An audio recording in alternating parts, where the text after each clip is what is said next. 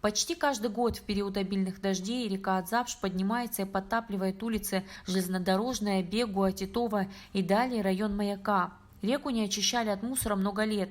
Здесь же располагаются два тоннеля, в которых за десятилетия накопились мусор, ил и грязь. Вот уже почти 2 недели ведутся работы по очистке реки от мусора, а также приводится в порядок территория, прилегающая к реке. Самое главное — навести порядок в самой речке, чтобы это было на хотя бы 2-3 года вперед. Потому что здесь нанос уже сколько времени здесь не чистили? Пару лет минимум, правильно? Да, больше 3. Этот излишний грунт, который сюда попал, его надо отсюда убрать. Почистим, да. Обязательно. А так хорошо вроде получается, чисто, аккуратно. В всяком случае, нанос мы избежим. И я уверен, что избежим и наводнения в случае увеличения объема воды во время дождей. Жители близлежащих улиц жалуются, что каждый год, когда река подтапливает дома, в целях безопасности им приходится подниматься на 2-й этаж. После такого наводнения ремонт в доме неизбежен. Мэр заверил местных жителей, что работы будут завершены в короткий срок, и все будет сделано капитально, чтобы вновь не возникали проблемы.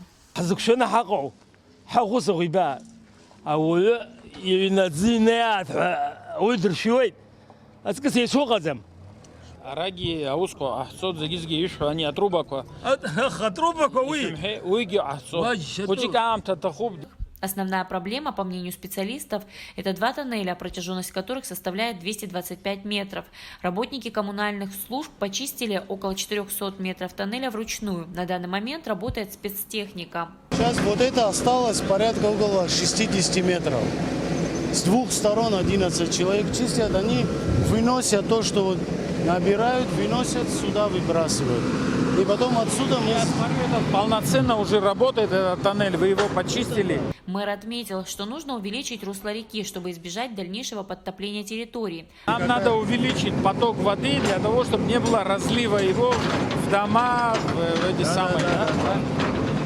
Там диаметр, высота где-то 2 метра, ширина чуть меньше 2. Никакая техника не зайдет, только ручной. После завершения этих работ глава администрации поручил коммунальным службам взять на постоянное обслуживание эту территорию. Это надо брать на обслуживание и какой-то определенный график, весенние работы, осенние работы, подготовка к паводкам и так далее, чтобы здесь было все работало как положено. Другого выхода нет.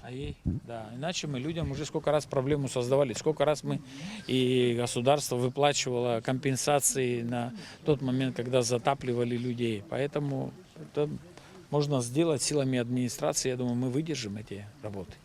Поэтому вот такое поручение есть, и давайте берете его, ставите. Тем более сейчас мы будем рассматривать бюджет 2021 года, чтобы это было отдельной строкой прописано обслуживание данного участка. Жители этого района также попросили установить контейнеры для мусора. Мэр поручил установить 4 контейнера для мусора. Жители поблагодарили за внимание и проделанную работу. Мы хотим выразить свою благодарность в первую очередь главе администрации, его команде и отдельно Ахре, его команде за проделанную работу. Огромное вам спасибо. Мы за столько лет такой работы здесь не видели. Спасибо, что так относитесь. И я вот могу вам пообещать смело, что ребята, которые занимались, они знают все болевые точки этой речки, да, и будут дальше ее поддерживать в порядке. Жители района пожаловались и на то, что на заброшенной территории по улице Железнодорожная стоит высоковольтный трансформатор, который не огражден и представляет опасность. Мэр дал указание огородить трансформатор и привести в порядок территорию. Также на улице Бегуа жители дома номер 58, подведомственной железнодорожному хозяйству, жалуются на то, что их подвал затоплен водой. По их словам, канава, которая выполняла функцию канализационных стоков, засыпана. Мэр поручил службам коммунального хозяйства разобраться с этой проблемой. Мэр поручил домоуправу этого района Астамуру Мату встретиться с представителями железной дороги и коммунальных служб, чтобы разобраться в этом вопросе. Элана Какаля, Давид Авицба, пресс-служба администрации города Сухум.